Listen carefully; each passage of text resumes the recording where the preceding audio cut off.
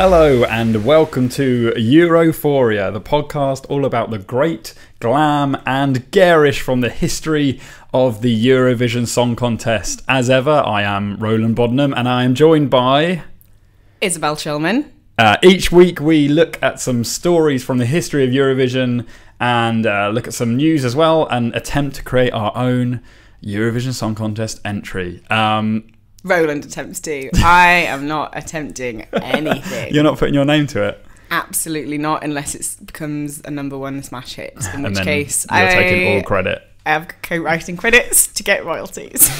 Before we start, as is tradition, Isabel, would you like a lovely glass of Rioja from Spain? Yay, Spanish Rioja. Yes, please. Okay, cool, excellent.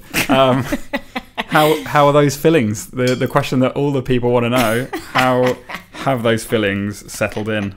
Yeah, I'm doing all right with them now. Yeah? I'm getting used to the fact that my teeth shut in a different way. Oh no, God, yeah. So I think that's the biggest thing, is that your mouth doesn't sit the same way it used to. It's weird. Did you ever have braces? No, never. I've never had any dental work. You never had anything. Not because I've never been to the dentist. Let me just make that clear. I have fantastic teeth. That was what I regularly was complimented on how brilliant they are.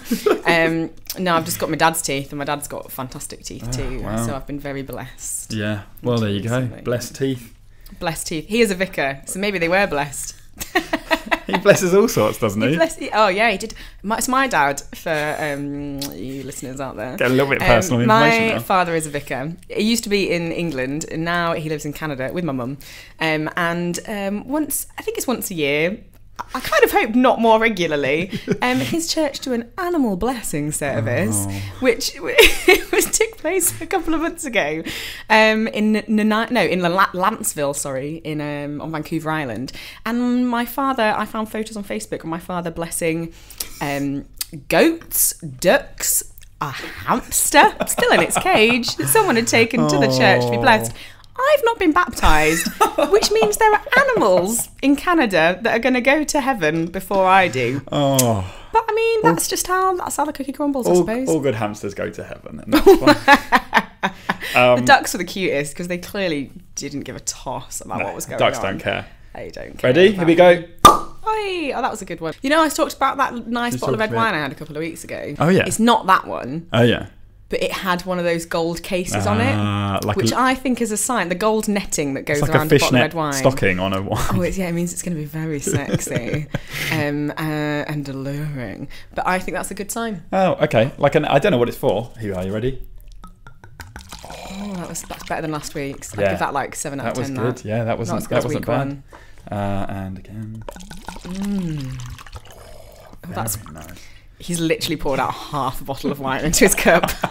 Isabel started this week. We're going, no, I won't have much. So I thought I'd take on the burden. So shall we begin? Are we starting with any other business? Any other business every week. Do we have any corrections from last week? I don't think I did anything wrong. Not a correction, but I will deliver an apology, as I was quite screechy in last week's episode. I've just listened to it. Quite high pitched, and that was due to Roland being too far away from the mixer. I don't know how to use a mixer, which meant that he couldn't alter the sounds when I got a bit too shouty. So I'm very sorry, and I promise I will try not to screech and shout too much.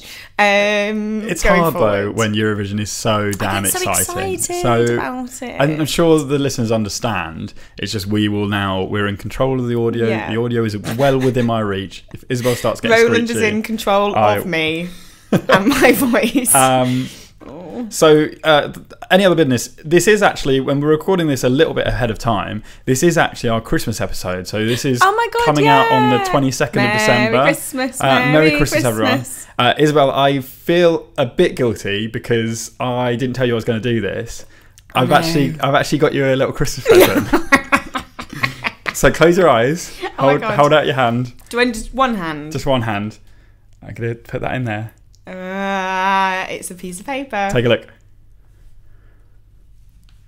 Shut up. Shut your mouth. Happy Christmas, Isabel. Roland Boddenham, this is too nice and too kind and too wonderful. Well, I wanted to go and I needed someone to go with. Go on, tell them what it is.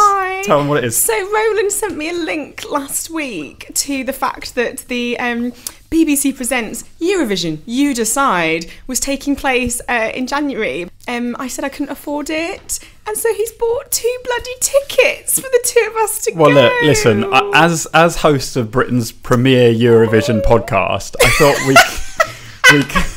we couldn't host it and not go to Britain Decides the Eurovision. She's actually crying. Sweetest thing. It's not. It's selfish entirely. I wanted to go and I needed someone to go with. It has to be me, really, doesn't it? It's no. So there we go. So we will be reporting not from there because there are. Oh my god! Yeah, we can do a special Eurovision. There are strict BBC rules about broadcasting. This isn't called Eurovision. This is called Europhoria. Yes, but we can see what we can do, and we will report back from when we return from Eurovision You Decide on the 27th of January. Very exciting. Oh my goodness, this is so good. So there we go. Oh, thanks, mate. Not at all. Happy Christmas. A good egg. And happy Christmas to all you listeners as well. And we hope you have a very fruitful and fruity time over Christmas. Have a fruity Christmas. Have a fruity Christmas. Oh. So I think that's pretty much it. Shall we move on to the news? Yeah, I'm going to be so happy and proud all episode now. Ready? Dun, dun, dun, dun, dun, dun, dun, dun. Eurovision news. Isabel, you have some news. Yeah, I do. I have big news actually, and it's it's even more up to date than it was when I told you I had some news. Although this is going out in a week and a half's time, so it'll be less up to date.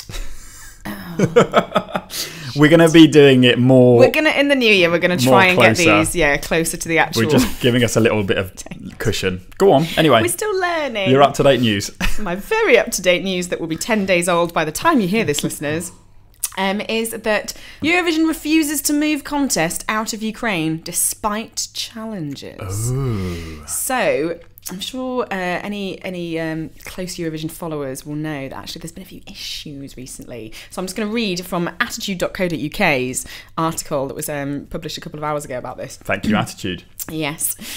So as we all know, whenever a country wins the Eurovision Song Contest, they are given the honour of hosting the competition the following year.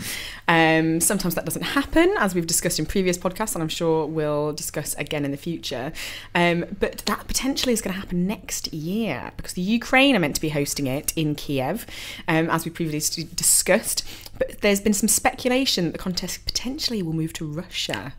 Yeah, I heard. I saw. Which is crazy times. Yeah, that would be shocking. But so they're going ahead with announcing the stadium and things like and the host city. Yeah. But they still could potentially it's all up in the air. So Jon Ola, the lovely Jon Ola, lovely Jon, EBU chief and absolute dream babe, is saying there's not much to worry about right now. Okay. So there have been fears that the Kiev and Ukrainian broadcaster NTU are struggling to meet the costs associated with the contest, which means they won't be able to host it.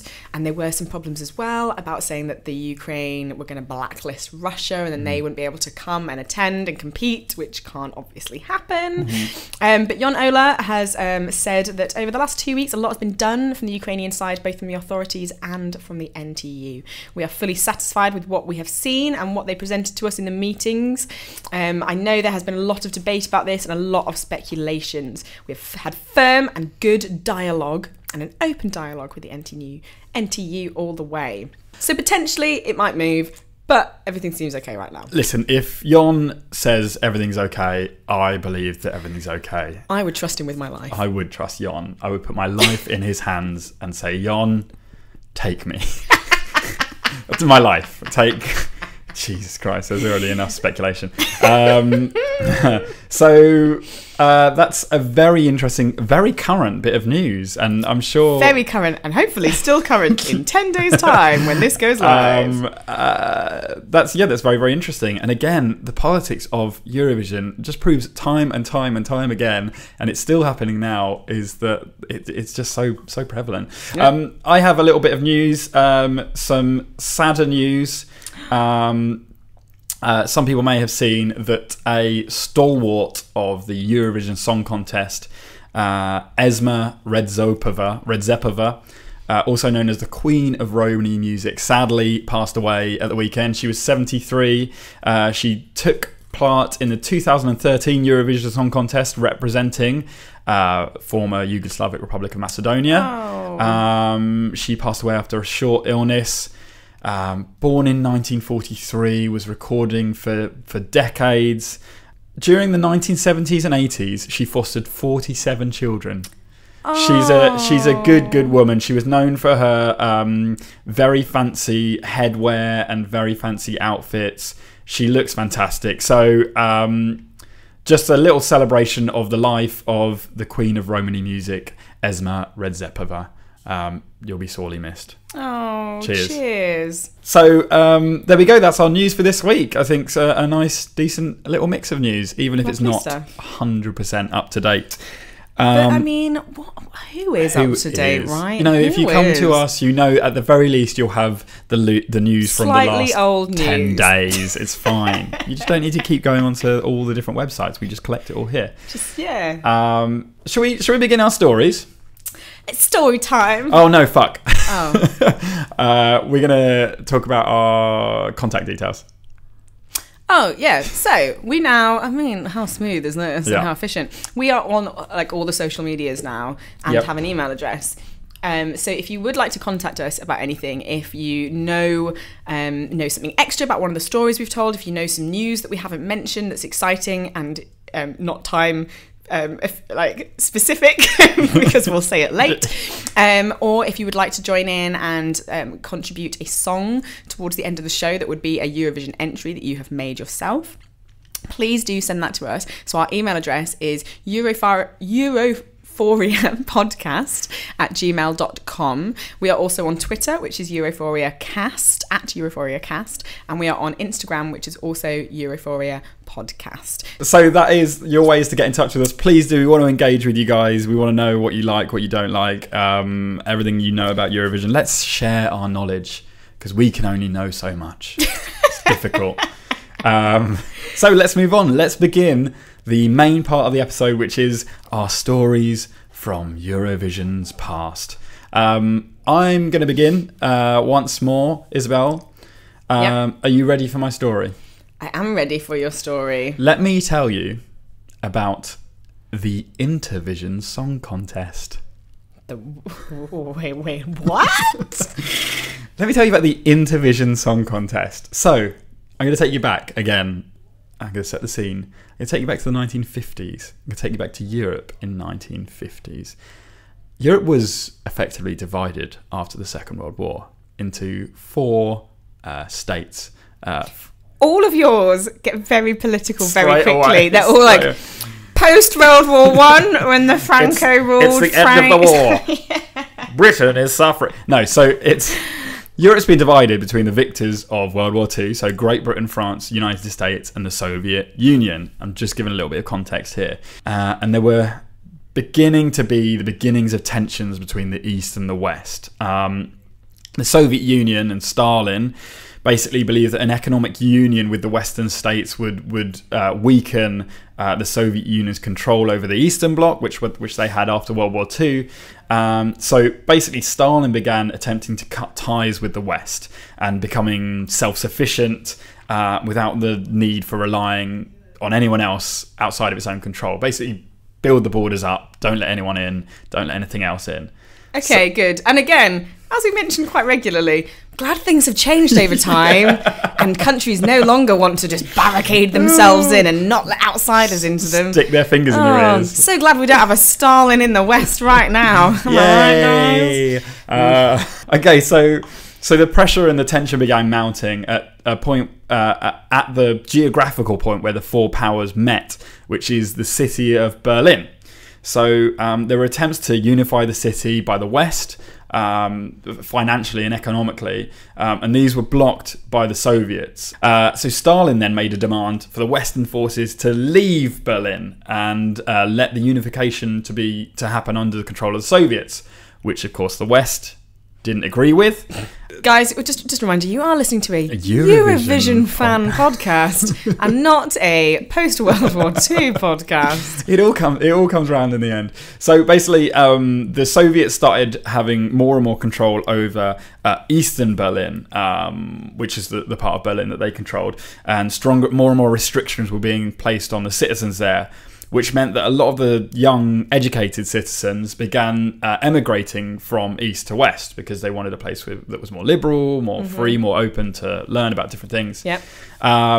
So in order to stop this from happening, Stalin began building a wall, a great wall, the best wall you've ever seen. It was a terrible wall. It was awful. It's divided families. It was the Berlin Wall. So we've all heard of that. We've all heard of the Berlin Wall. It was not just a physical wall, though. We've seen the images of the wall, and we've seen images of the wall being taken down. The Soviet Union actually became more and more concerned about their own citizens having access to culture and politics from the West. So what they did is, as well as the wall, they built these huge these huge aerials that basically were blocks, like just signal jammers, to jam any television or radio signal coming from the West, so that people wouldn't have access to culture and to music and to ideas and philosophy from the West. So this is where the Eurovision Song Contest comes in. At the time, the Eurovision Song Contest was hugely popular. People loved it. It was a unification of Europe. It brought everyone together, as it does now. As it still is. We'll see how the UK fares post-Brexit. We'll see how that does, but we like to think it's a unification. Yeah. So people started to try and find ways around the jammers. So people were trying to tune in their aerials and actually risked their jobs. If basically you were found to be tuning your TV into a Western signal, you were at risk of losing your job and being shamed publicly, and it was a huge risk. Well, there was secret police that used to watch this kind of stuff. Yep. Where if you were a writer, if you were a journalist or an author, and you wrote for the West and for those more kind of relaxed ideologies, if you were caught being someone that snuck that sort of material over to East Germany, that's it. Yeah, you're going to vanish. You're going to vanish in some way. Yeah. So it was serious. However, the Eurovision Song Contest was so popular that people would tune in and hold secret parties. Jesus Christ. And I thought we were Eurovision's #1 fans. I know. People would hold secret Eurovision parties at risk of losing your job and disappearing potentially because people loved Eurovision so much. Oh, this warms my heart. I know. Can you imagine that? So we should know how privileged we are that we can watch Eurovision without the glare of a big of Stalin effectively watching over us.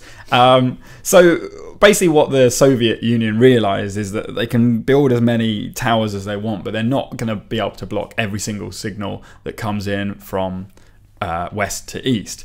So what they did instead is, rather than fighting it, they decided to compete with it. So they create. I can already say what a bunch of bellends.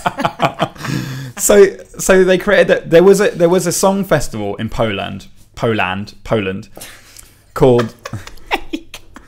There's not many ways to say Poland, and there's only one letter away from my own name. So. Oh my god. It's that's how I'm going to start saying your name. Roland. Say it 3 different times. Just in all the different ways. So there was a song contest in. Can I also? I'm just going to mention right now. Roland's middle name's Gary with 3 R's. 2 R's. 2 R's. 3 R's. Gary. It's a very exotic sounding name. Actually, it's very exotic. Sorry, back very to different. Stalin. Anyway, we've all shared a little bit of something about ourselves in this podcast, haven't we? Anyway, let's talk about Stalin some more.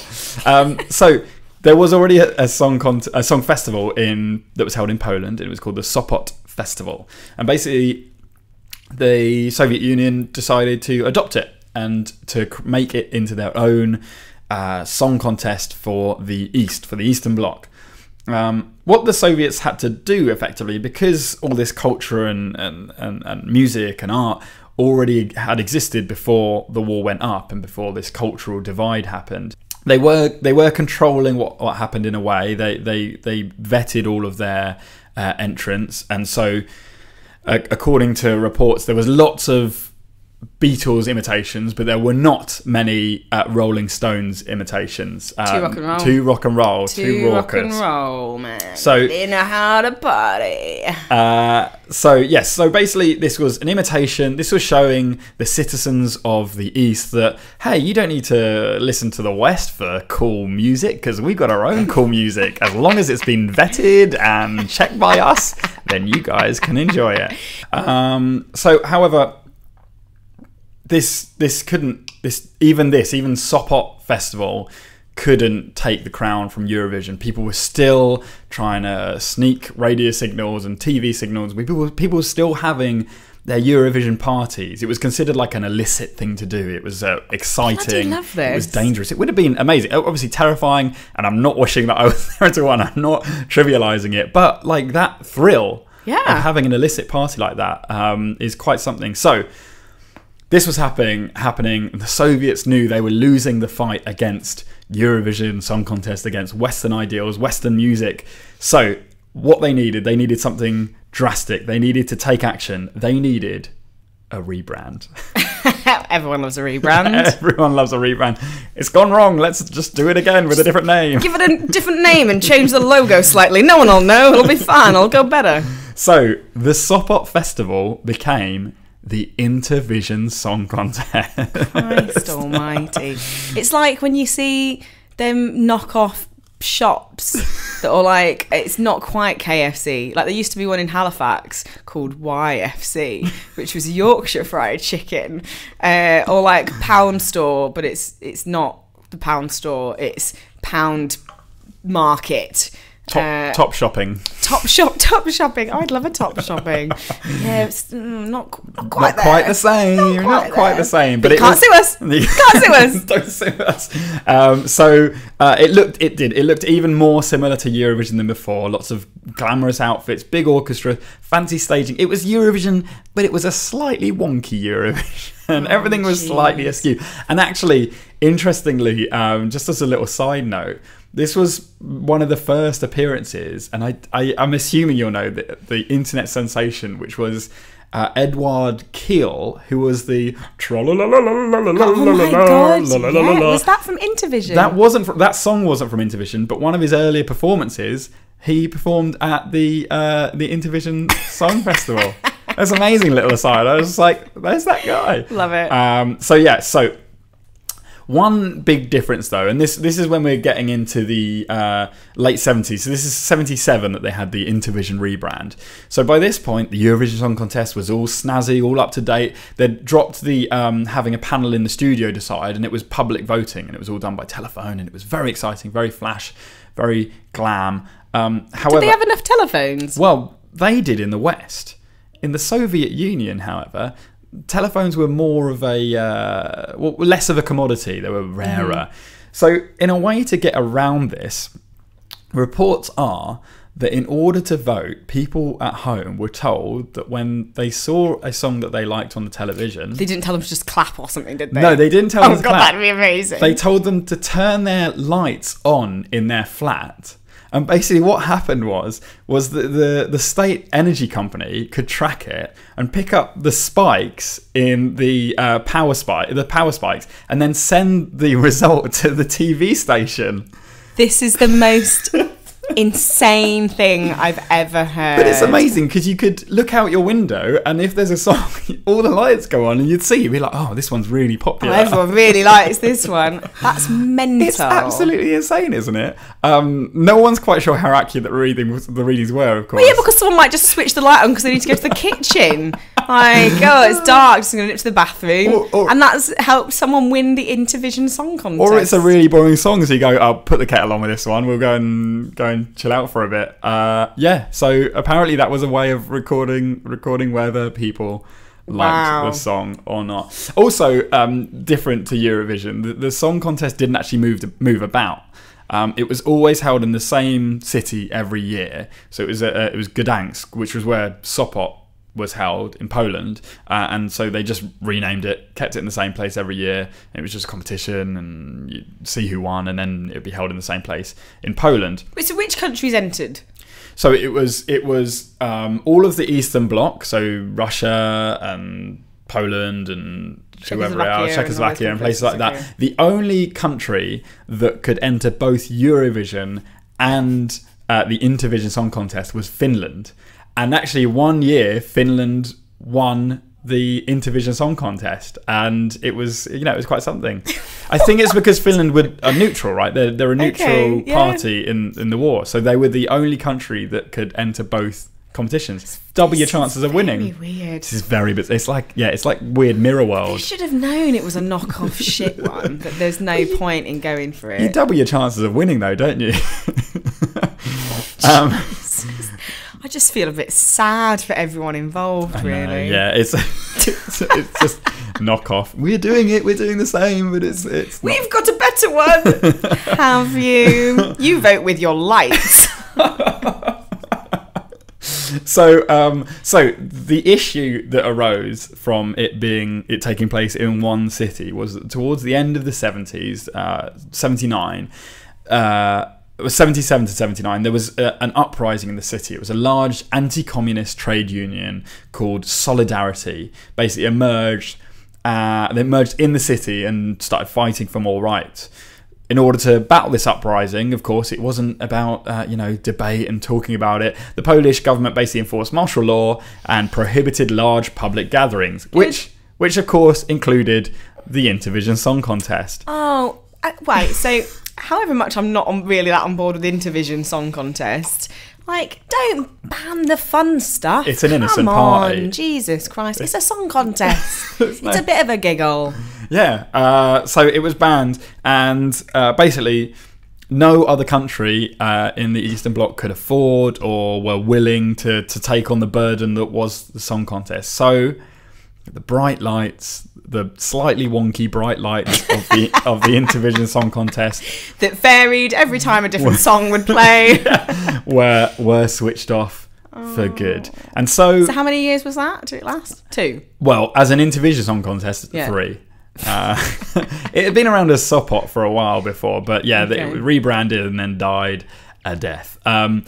So many citizens in the Eastern Bloc began turning back to Eurovision in secret and holding these illicit, wonderful-sounding parties. This is better than Prohibition for me, genuinely. Finding out people used to host secret, dangerous, we could get arrested Eurovision parties. Yeah. Amazing. So the war between song contests had been won. Eurovision was top of the pops. However, the Cold War between the East and the West was still many years from its end. So tensions were rising and the nuclear arms race was in full swing by 1982. In the same year, a young woman from Germany named Nicole performed a song on the Eurovision Song Contest called Ein bisschen Frieden, which translates as... I'm a bisschen Fries. I'm a bisschen Fries. I'm a bisschen Fries. I'm the cutest dog around. Close, but not quite. It translates as a bit of peace. Nice. Yeah. So the song, I mean, it's very wet, but from what I was researching, it was quite emotional. I got a little bit emotional myself. So basically, it includes lyrics, and this is, in the surrounding of the nuclear tensions, the nuclear arms race, potential nuclear war, the end of the world as we know it. And the lyrics in it was a bit of peace, a bit of joy, a bit of warmth. That's what I wish for. A bit of peace, a bit of sunshine for this earth on what we are living.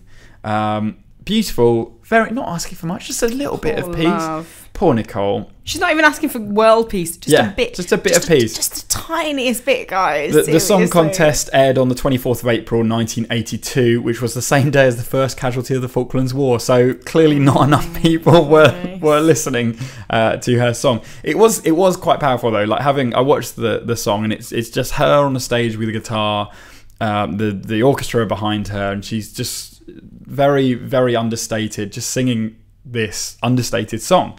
And she won. She won Eurovision that year. And for a lot of German citizens, it was seen as a sort of acknowledgement of their voice by the rest of the world. It was really beautiful thing. So I saw an interview with Nicole, and she actually gets quite emotional. She speaks about how Germany got 12 points from Israel, and she said that Germany never gets many points from Israel because of the dark history. Yeah. And it was a great thing. It was a coming together of people and a warm, beautiful song. Of course, there were still tensions and everything like that. However, by the mid-1980s, Gorbachev came into power. He created dramatic reforms, much less censorship, allowing access to Western culture and ideals.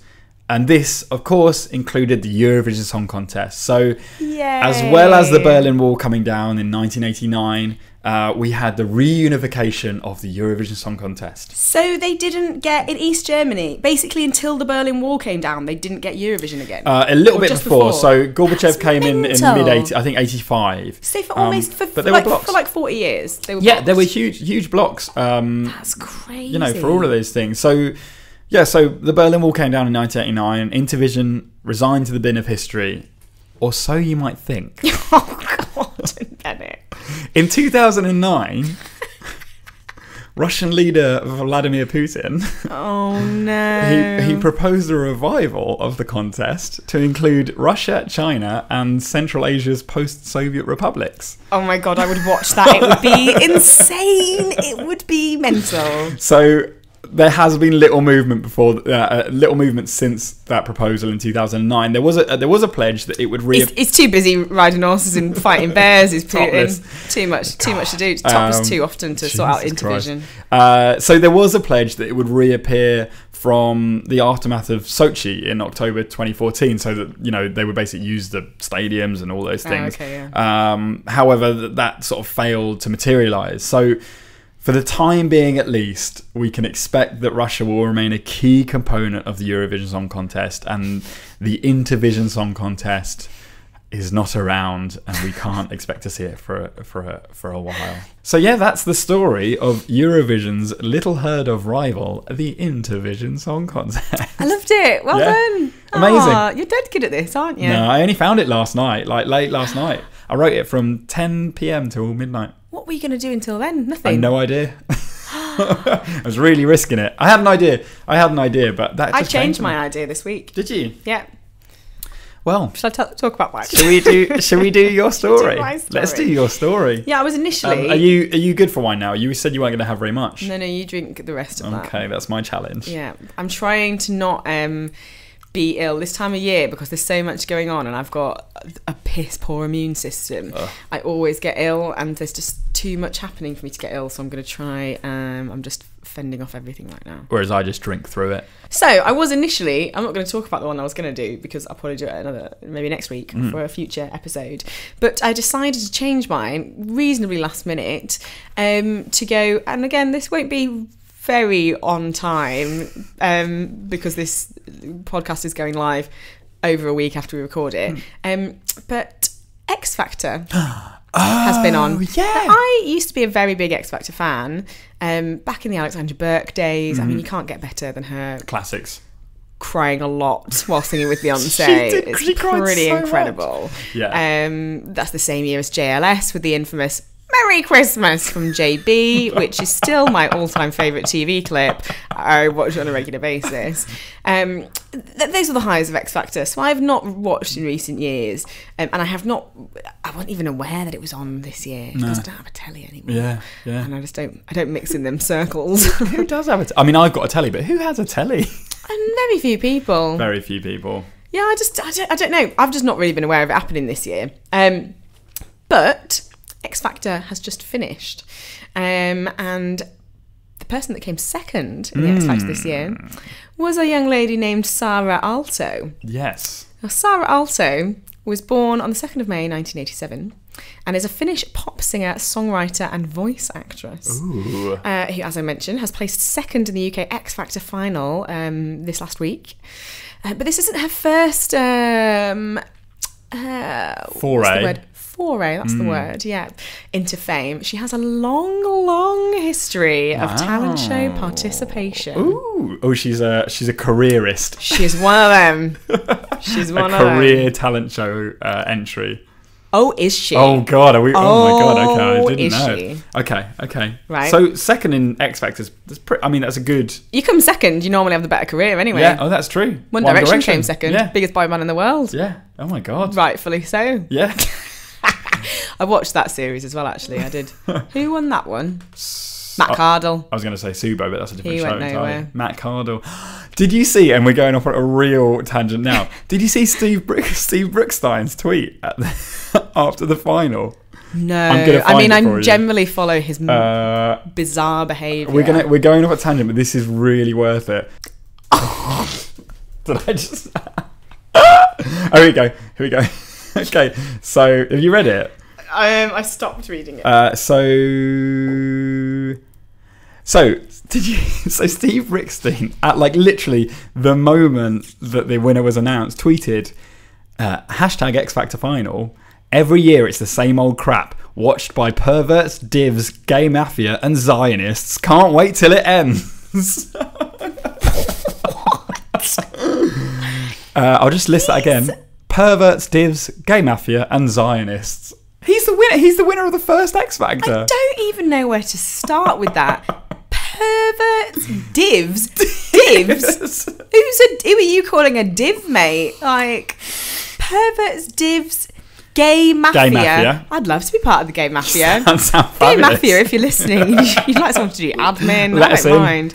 I'll give it a go. And Zionists. And obviously the Zionists involved in everything, though. Hugely. I mean, so he's clearly very opinionated. Anyway, sorry, we went off a tangent, but I saw it and I thought that's something. Sorry to back to the topic of conversation. Yeah. Okay, Saara Alto.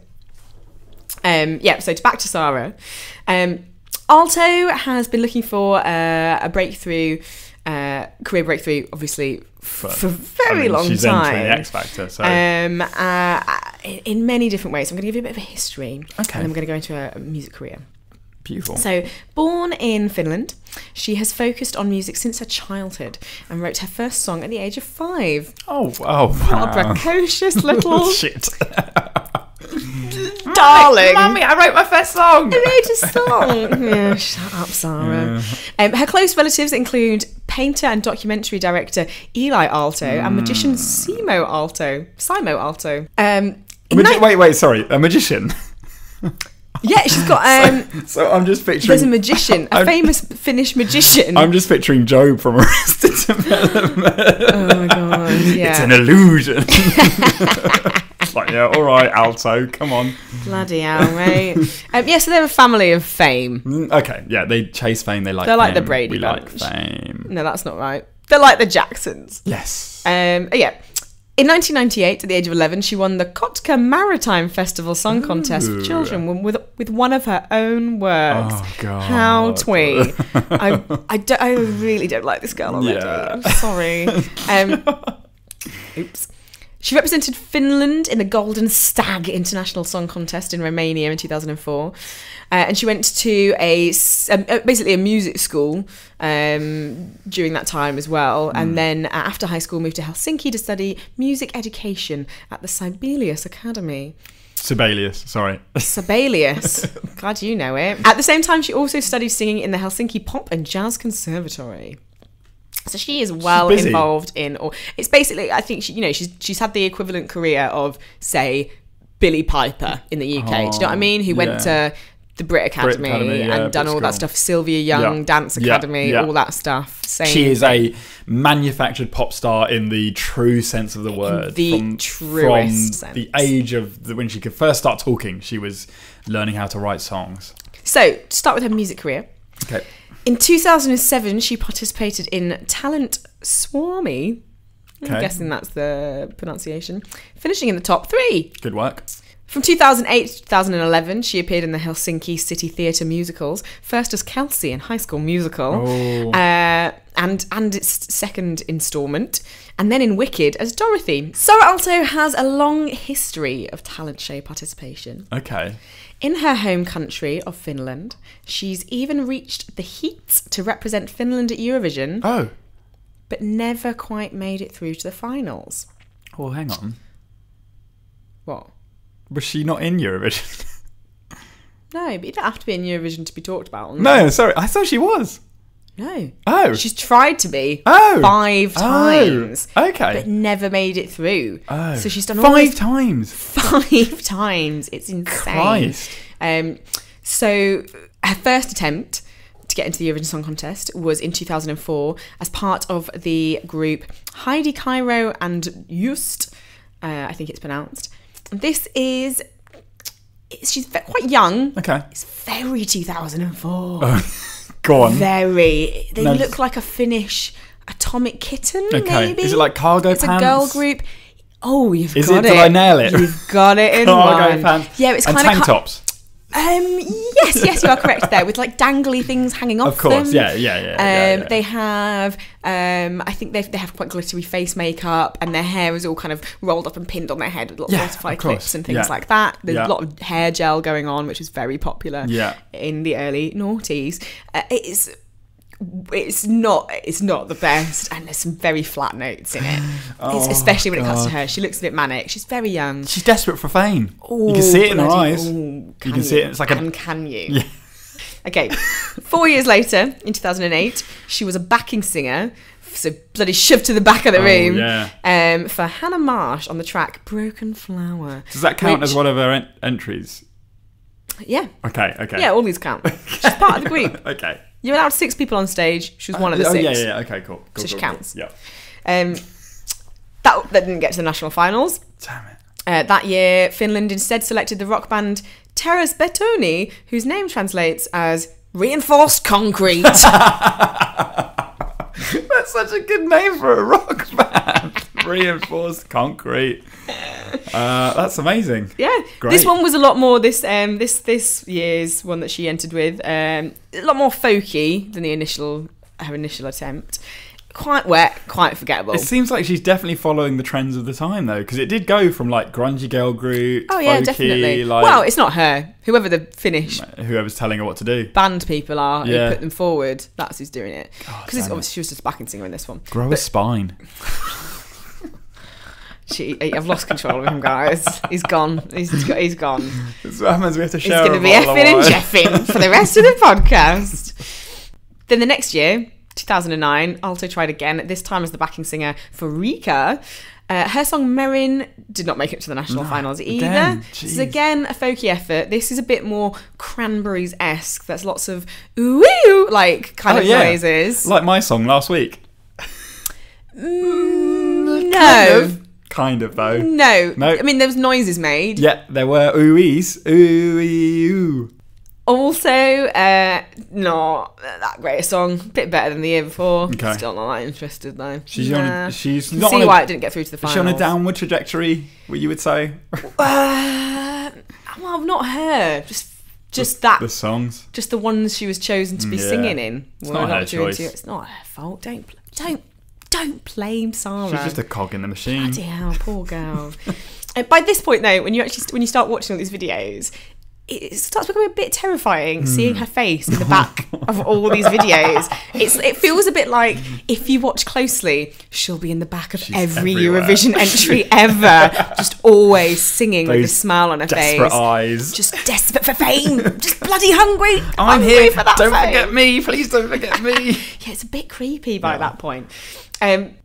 Next time round, in 2011, Alto was back to being the main attraction. Oh, Alto. Yeah. Saara. Not a backing singer, not part of a band, just Saara. Just her, on her own. And her song was Blessed with Love, which came second in the competition, being beaten by Paradise Oscar, which I don't remember. And she was didn't so look close. That could have been the time. That could have been her chance, her could moment. Have been.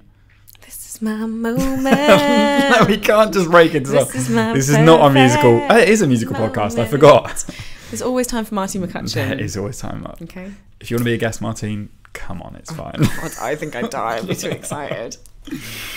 I met Charlotte Church recently. Oh, we didn't talk about that on the last podcast. Talked about it. You haven't even talked about that to me. Did I not? No, I heard you boasting about it to someone else. Yeah, gave her loads of cuddles. You gave her a hug, didn't you? Like 4, maybe 5, and she kept hugging me back. She loved it. You should have mentioned the podcast. I know you didn't, but you should have said, come on my podcast. I want you on my podcast. I was quite drunk. Yeah. Yes, so you should have said that. That should have been your first. She's really wonderful. You didn't get a number? Look, I know how to talk to celebrities, okay? I'm not going to push this kind of stuff. We had a moment. And that was it. It was very beautiful. And maybe... if you see her again, you can build on that. That's how it works. You're a bit creepy. Fuck.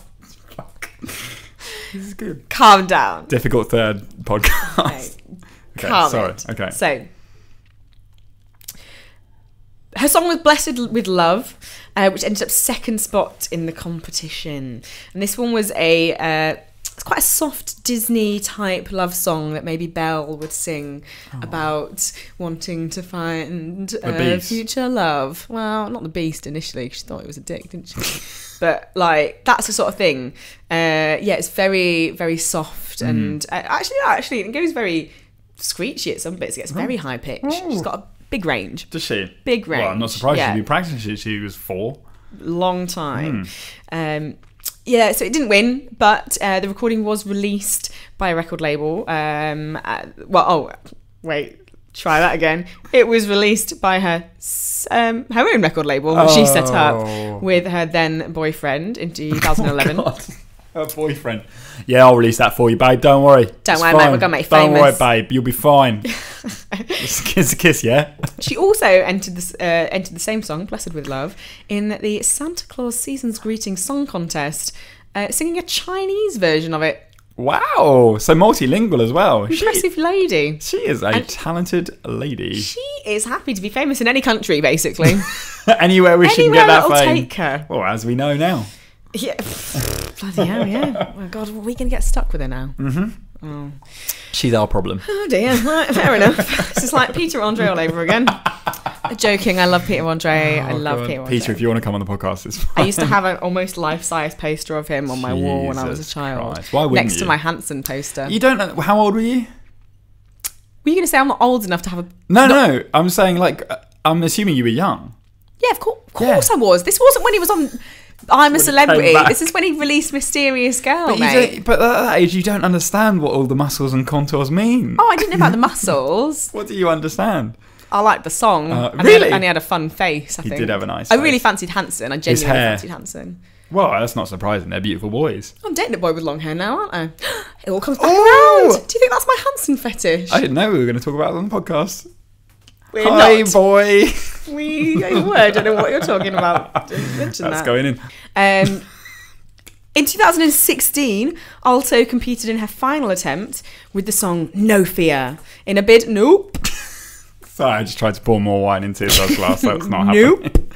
Carry on. In a bid to represent Finland at Eurovision Song Contest 2016, she placed second again. Oh, God damn it. Always the bridesmaid, never the bride. She's the leader of that, isn't she? This is probably her most interesting of all the songs that she's been involved in. It's quite a powerful beat. She has an amazing outfit on, big heels. There's these bizarre backing dancers who are like topless men that are wafting tablecloths around. Wow. It's very intense. Yeah. I was quite into it, actually. So alongside all of her Eurovision entries, Saara also has a very successful film career. I'm surprised she has time. She is the Finnish dub over many Western English-speaking films. And mainly animated films and TV series. This is where the voice acting part. Yeah, including Alice in Wonderland, Brave, Rise of the Guardians, Pokemon, and Frozen. She was Anna in the Finnish version of Frozen. There's also a video on YouTube of her singing the Frozen songs, the songs of Frozen. The songs of Frozen. In 15 different languages. Oh, come on. She's just showing off now. Let someone else take that job. That could be 15 people's jobs. Just taking other people's jobs there. That's... Give someone else a chance, right? Across the world. Brexit. Post-Brexit Britain, this is. Oh, Christ, okay. Yeah, which actually, when you think about it, makes a lot of sense with that song 2 songs ago that I mentioned. Very Disney-esque. Yeah. She's great at that. She's great at doing the Disney thing. She's very good at being a Disney princess. She's a Disney princess. She is a Disney princess in human embodiment. Yeah. But a fame-hungry one. Yeah, very fame-hungry. So then, in 2012, she participated in season 1 of The Voice of Finland. but came which place? Come on, second. Second place! Oh my god! Oh shit! Oh my god! It's her number. She just can't beat that number 2 spot. She's good enough. So she's quite good. Quite good. Not quite the best ever. Not quite there. Not quite the best. Always the bridesmaid, never the bride. Always. Poor love. Go on. She must be getting a complex about this. But then, obviously, this year just happened now. So close. Entered the X Factor UK. So the rest of this, a lot of my notes now are from UK like trashy mags, really. Yeah, that's fine. So I'm going to read some of this out. It might sound a little bit PR-y. Yeah, a little bit trashy, but we'll read some of this out. Okay. Finnish singer Saara Alto has defied the odds to make it through to this year's X Factor final and could become the first non-Brit to win the series. She wasn't. She didn't. But never mind. Didn't happen. Saara blew away the judges, apparently, in the first week of auditions with a rousing rendition of Sia's Chandelier, but failed to make a connection with Over's judge Sharon Osbourne and was booted out of the competition at the 6-chair challenge. The 29-year-old was then handed a lifeline while Nicole Scherzinger brought her back as a wildcard contestant to join Sharon's judges' houses. Mrs. O was then won over by Saara's heart-rending version of ABBA's The Winner Takes It All. Oh, a little bit call back to Eurovision. She loves the Eurovision. She loves that competition so much. And sent her through to the live shows off the back of it. But after her appearance aired, it emerged that Saara is already a well-known star in her homeland, as we well know. Yep. She's been famous for almost as long as I've been alive, pretty much. Yes, there was a bit of controversy in terms of people going, this is a fix, she's famous already. But as X Factor bosses have said, anyone can compete. You can compete whenever she wants. She's not actually, she's released albums basically all off the back of her own record label. Yeah. And she's a very successful singer, but she's never quite made it big. No, she's never made it to be an actual star. She's a working musician, but wants to be a megastar. And I don't think there's, The Voice celebrates the fact that they get people from Sean from Five went on it once. Sean from Five went on it once and didn't get selected to go through. Oh. God bless that boy. Poor love. There was some slight controversy in the bloody crappy rags. UK rags during the competition as well, because it came out that Saara, as it says here, the Helsinki-born beauty, split from pop star Teemu Roivainen, her boyfriend of 9 years, in 2013. She's now engaged to a female fan, Meri. So her and Teemu have continued performing and making music together. But yeah, apparently Meri was a very big fan of Saara's, and they ended up getting it on. They got engaged on their 2-year anniversary in August 2016. Isn't that the dream that everyone has, being a fan and then just marrying the person you're a big fan of? Yes. It's kind of weird though, right? Constantly, I feel that way about Gareth Reynolds on the dollop every single day. Shout out, podcast crossover. Basically, the only reason why I agree to do this podcast is in case we get famous enough for me to meet Gareth. Gareth, if you want to be a guest on the podcast. Martine McCutcheon, Gareth Reynolds, and Billy Piper? Was that the other one that we? Yeah, I'll take any of them. Yeah, okay, cool. Yeah. Saara had a rocky start to the live shows and found herself in the sing-off in the first 2 weeks. She landed in the bottom 2 again in week 5 after a patchy cover of Girls Aloud's Sound of the Underground, which I will say, for me, is unforgivable. You cannot take on a Girls Aloud song, especially one as iconic as Sound of the Underground, and do it bloody badly. Yeah, right? Yeah. No, I'm totally with you. I agree with you. Don't mess with my girls. I'm nervous right now, but right? I agree with you. Good. But she staged a stunning comeback. And at the time of this article, they said, and is now set to clinch the all-important record deal. She didn't. Shame. She was, however, this is maybe my favourite sentence in the entire piece. Last week, both Clean Bandits and Busted named Saara Alto as their favourite act. Oh, well done, Clean Bandits and Busted. Yeah, so after a dodgy start to the live show, Saara finally found her groove. But and apparently that involved wearing very ridiculous outfits and making lots of ridiculous faces. She's a born performer. She knows what she's doing. She's stomping about. Yeah. She's really going for it. Yeah. But she got in a little bit of trouble, or Brian Friedman got in a little bit of trouble on the X Factor, because when they did Girls Aloud, Sound of the Underground, she was dressed basically she was accused of misappropriating Japanese culture. Oh yeah, that's always a dodgy one, especially right now. Did not go well. Was it really on the X Factor? Because I think appropriation of different cultures is obviously a hot topic, but you'd think the X Factor people wouldn't give a shit. Plus, you can't just... you think they'd be smart enough to know, you can't just dress someone up as a geisha and then go, hey, I'll sing Girls Aloud off your trot. It's the equivalent of blackface, isn't it? To a certain extent. Yeah.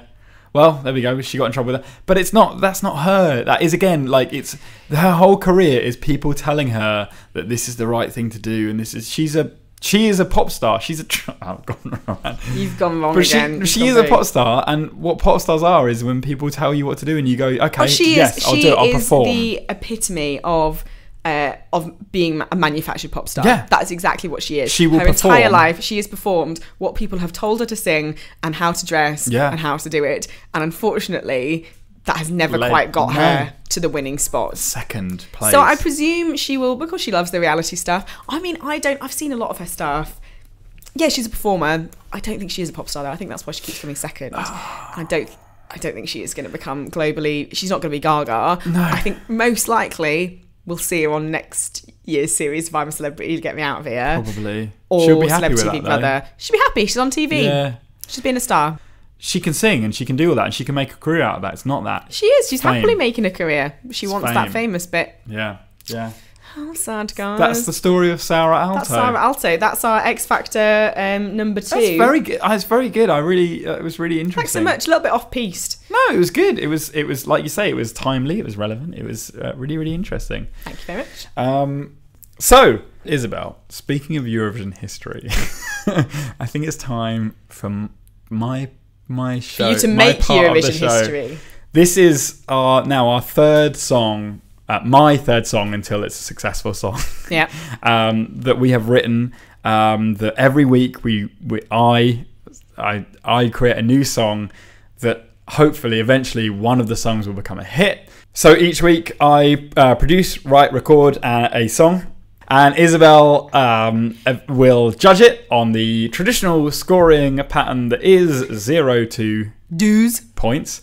And I'm actually. After last week's slightly disappointing we only got 4 points, I'm actually quite happy with this. Again, only came to me yesterday at midday. I had a backup song that I'm sure I will use at some point. And then I had inspiration on a Sunday afternoon. And I'm going to play it to you now. It's a song called We Stood for Song. The world is made of pieces, and the music makes it right. Song is for me, song is for you, song is for everybody here, 'cause this is what I'm saying tonight. We stand for right, don't stand for wrong, so stand tonight and hear my song. This is our fight, our one delight, let's all unite and sing along. And if tomorrow never comes, we'll stand together, arm in arm. We done no wrong, this is our song. We took our fight, we stood for song. We stand for right, don't stand for wrong, so stand tonight and hear my song. This is our fight, our one delight, let's all unite and sing along. And if tomorrow never comes, we'll stand together, arm in arm. We done no wrong, this is our song. We took our fight, we stood for song. Instead of country versus countries, let's sing a verse for countries. Use the bridges for the people to unite with other people. And when we meet, let's join our hands and sing our song together, 'cause the people sing for us are the people of the chorus. We stand for right, don't stand for wrong, so stand tonight and hear my song. This is our fight, our one delight, let's all unite and sing along. And if tomorrow never comes, we'll stand together, arm in arm. We done no wrong, this is our song. We took our fight, we stood for song. We stand for right, don't stand for wrong, so stand tonight and hear my song. This is our fight, our one delight, let's all unite and sing along. And if tomorrow never comes, we'll stand together, arm in arm. We done no wrong, this is our song. We took our fight, we stood for song. We stood for song. Jesus, that was... I hated it, and then I loved it, and then it started to feel like a punishment. It may have been like a minute too long. I really enjoyed the chorus, so I just repeated it 8 times. I could tell. It sounded a little bit like if Flight of the Conchords did a Eurovision entry. The break is very Flight of the Conchords-y, rhyming with people, bridge. Because I talked about, it was about, basically, here's the background to it. It's a song about the power of song. Yeah, so you can't miss that. I reference... I'm just going to, because the lyrics weren't necessarily clear on the bridge. Instead of country versus country, let's sing a verse for countries. Yep, I got that bit. Build bridges, like the bridge of a song, for people so that people can meet with people. And then the bit about the chorus, people come together for the chorus. I feel like there's a lot of songs in Eurovision about the power of song. It's a well-used topic. Analogy. The power of song, and I feel like I nailed it in that one. I think it's... How do you now? If I do say so myself. I think it's workable. I think it's workable. I think someone could take that and run with it. It's an idea, it's a sketch. And it could be all right. Because I said, opening, it sounded a little bit like you were trying to be a slightly cool... Mancunian band. Then when it got into it, I was like, oh, actually, no, this could be a Eurovision song. And then I repeated it 8 times. Then I wanted to kill myself because it went on for far too long. So, with that in mind, I would give it... It's a sketch, Isabel, it's a sketch. Let me work out my French numbers. Come on, please. I was so happy. 6. 6? Fuck. Better than last week. Not as good as my first one. I thought this one was better than my first one. No, absolutely not. This 6, one had it's workable. This one had if you had a good producer on this, if you got Pharrell on this, this could get up to a 9 very quickly. Okay, but United We Dance, Divided We Fall. Still my all-time favourite. Is it? Fuck. Okay. I've got a lot to work. This one had a 2-part harmony in, is what I'm going to say. That is a good harmony, which is why I repeated it an extra 4 times. Were you quite drunk when you did this? I was stone cold sober. Oh, maybe that's the problem. Get drunk when you're next to it. See if that helps. If I get drunk, I'll only produce a rap. That's how it works. Oh, yes. I can't wait for the reggae number. Oh my God. I haven't even You have to do one. Rap is coming soon. I reckon give me 3 episodes and there'll be a rap. Oh, guys. It's going to be so good. Roland rapping is a real treat. Oh my God. I'm a really good rapper. I mean, he raps. We'll say that at least. Yeah. So there we go. We've given 6 points to our Eurovision Song Contest this year. The search goes on for our true Eurovision hit. So thank you for listening. As we said at the start of the podcast, please do get in touch with us. Europhoria Cast on Twitter.